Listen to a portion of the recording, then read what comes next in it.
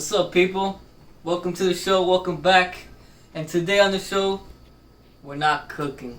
It's a knife review though. So I'll show you the knives that I started my career with. And I have a little surprise for you. Something new to my edition. Little hint. But let's get into it and I'll show you what my big three in the knife game was and is. So let's get into it. Alright, so here, bam, those are my big three, my first three knives in my culinary career.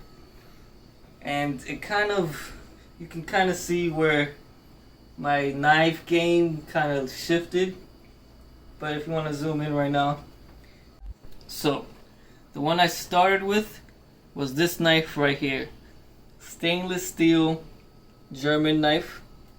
It's a very different knife than the other two.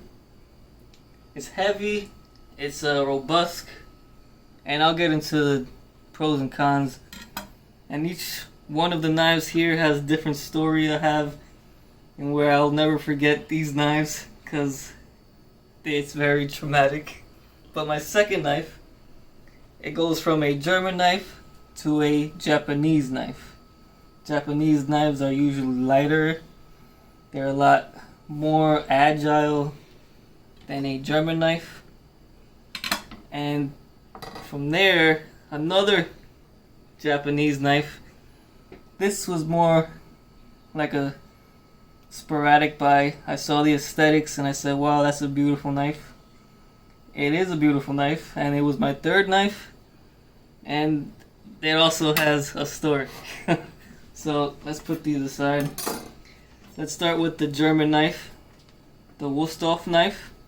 So my first day on the job was with this knife. 2017, I believe. And the first day I ended up cutting off my entire nail. And that was the most craziest feeling ever, but it shows you have to respect this knife. You have to give it its respect or it's going to make you earn it because it's going to hurt you. Now next would be my second knife. My second knife is a Japanese knife. This is different because it's a lot lighter, a lot easier to handle when chopping. Very skinny blade compared to the very thick blade that we have on the German knife. So let's go into the differences between the German and the Japanese. As we can see, they have completely different looks to them, right? One has a straight edge and the other has a bit of a curve to it, which means each of these have different ways of cutting whatever you need to cut. When we are slicing with a German knife, it's usually a rocking motion. That's why there's a curve. Your knife never really lifts from the board. It's a curve and you're seesawing. The heaviness contributes to the seesawing when you're slicing. So you can see the edge. You really don't have to pick up that knife from the board. Now with the Japanese knife, this is more of a chopping kind of expression that you're using. With this, because it's straight, it's more of a this kind of motion. Quick because it's light. You get to pick it up. There's not much resistance picking up, so that's where the speed comes to. And with that said, let's break down a knife completely, right? Every knife has sections to it, and all knives, no matter what, if it's a French knife, German knife, Japanese knife, they all have the same attributes, just each one uses it in different ways. So here is the point. the sharpest point of your knife. Then we come down here. This is called the tip, this section right here. This piece right here is called your blade. It's what does most of your work. Down here would be your heel. This piece here, as in all the other ones, right here, they're called your bolsters. It's where most of the weight distribution is held. And if you have a good balanced knife, you'll be able to balance it at its bolster. Like this. That's a well balanced knife. And from that point, moving on to my second knife, I'll finish off showing you the sections. We'll have the handle, the rivets, the butt of your knife. We have the spine of your knife, which reaches from your point to your bolster. And now the tang. The tang is all the way down here. It's the entire blade basically. So you can see it here. And I'll show you with this one. Your tang runs down your entire knife. Now, you're not able to see the tang in here, but when holding a knife, you'll feel if it has one or not.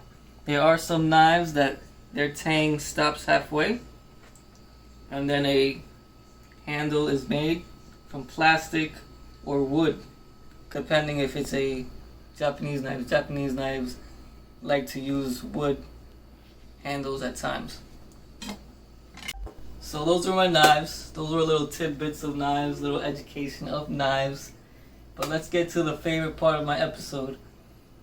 Let's get it. Boom. In here. What's in the box? It's a knife.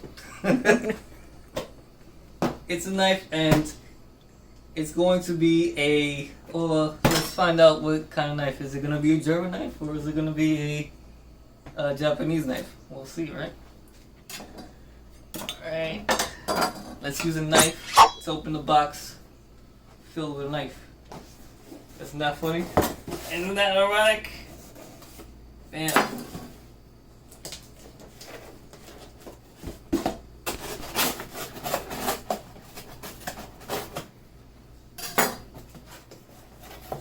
I feel like this is Christmas. It's like, oh man, I got a knife. Yeah, nothing in there. I got a knife for Christmas in field. Let's open this up with a knife. Oh my God, what are they doing to me? A box instead of a bag, instead of another bag. Okay, we finally got to it. There's some receipts. This is for me, not for you. Okay. One rubber band off. Man, they really packed this. Alright. So, here we go. Opening it up. And let's see this sucker. Wow, look at that knife. That is a piece of art. Look at that handle.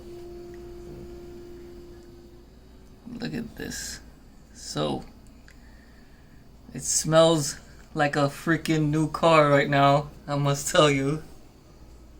Wow, that's a beautiful knife right there. This is a Japanese knife.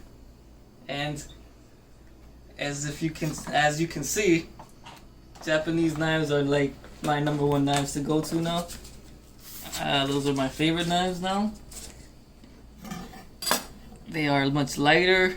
They are easier to handle. Oh my God, just feeling this knife feels so good. Look at the detail. So let's go down. Let's do a little recap. We have the point. We have our tip. blade. We have our heel bolster. That tang, you can see that tang. That bolster is really nice. Look how they made that. The handle and the butt. And let's see how sharp this is. This is a brand new knife. That's why I have some peppers here with a tomato. Let's put this right here. Alright, let's see. Oh my god, that is like butter. Let's see how thin I can get this.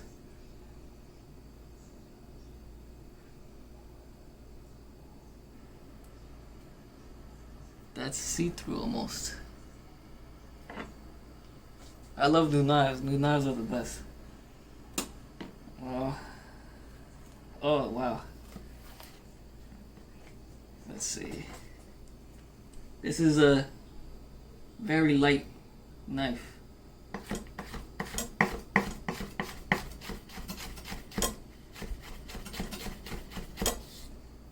Yeah, that's beautiful. That is a beautiful, beautiful knife. Very thin slices.